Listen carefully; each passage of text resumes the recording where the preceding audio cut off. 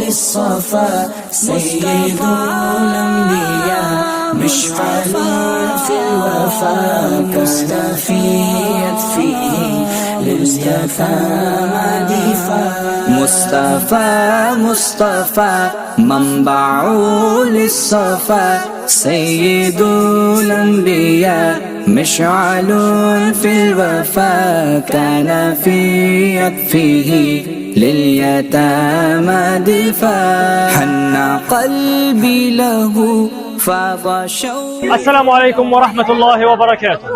After 1 year of war and siege, the situation in Gaza has become more dire. For too many children, it's a rare chance to eat shawarma since the first day of the war because of its high price.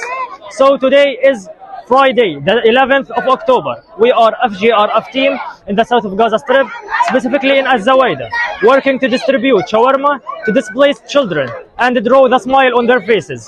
Through your unwavering support, we've been able to reach hundreds of children, hoping we can reach more and more, inshallah, with your generous and continuous support. مصطفى منبع للصفا سيد الأنبياء مشعل في الوفا كاستفيد فيه لليتامى. بسم الله الرحمن الرحيم. ويطعمون الطعام على حبه مسكينا ويتيما وأسيرا. نشكر جمعية FGRF على ما تقدمه في خدمة النازحين وفي ظل هذه الظروف القاصرة والطاحنة التي يمر بها أبناء شعبنا الفلسطيني، فنسأل الله لكم بالتوفيق والسداد وكنتم يد عون للنازحين. قلبي له فاض شوقا إليه ليس أرجو سوى شربة